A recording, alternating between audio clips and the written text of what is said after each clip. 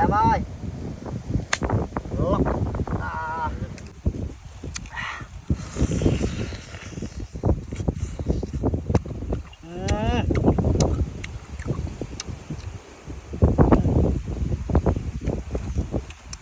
Thì một khối em ơi.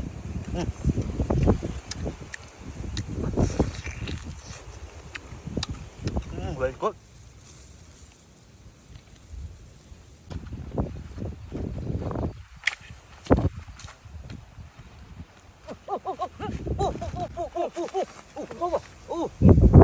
Buộc xà làm mơ mày. Xà làm mơ, buộc xà làm mơ. Ủa trầu phải đó. Ui mà cả lô chia đấy nhá. Ủa đi làm cái tắc máu. Em rồi. Ui. Chạp bây giờ ngào mó. Ui ai chấp. Em rau nhỉ. Mà cả lô chia nha phụ rồi. Chồng tôi đám tức. Đám tắc mó.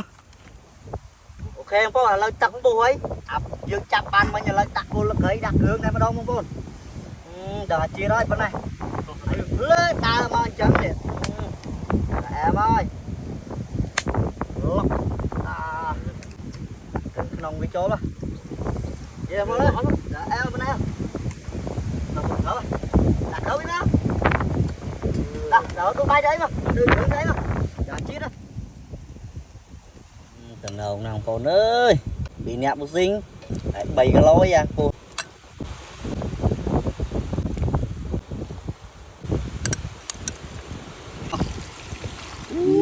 Vậy mình tin không?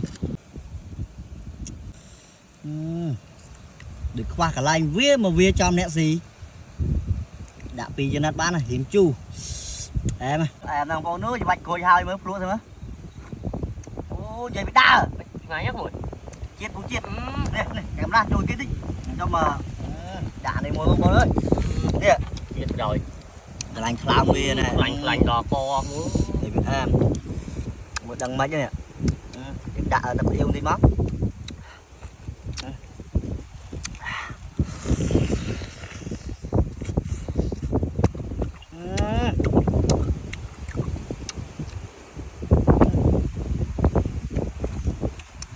thì một khối em ơi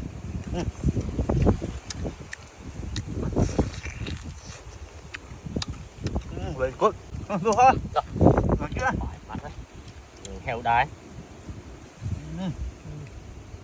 phù nó tay mình ăn bụng Bạch trời nó phụ. Mày chạy đón đi đá mà trong cái hôm á. cả bánh cái đau lên màu chụp cho chén thì cái đá ở con chụp nặng tay đò cô lanh bộ phụ luôn đi.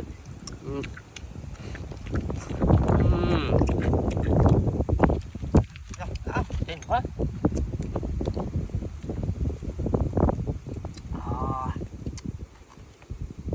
Nhiều tiếng Anh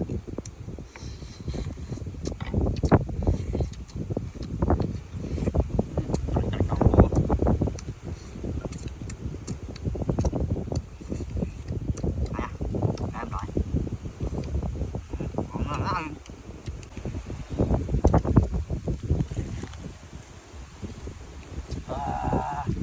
đấy bố bật camera chụp ở đây camera không mình tập bên nè không này là cái này cái đó bye bye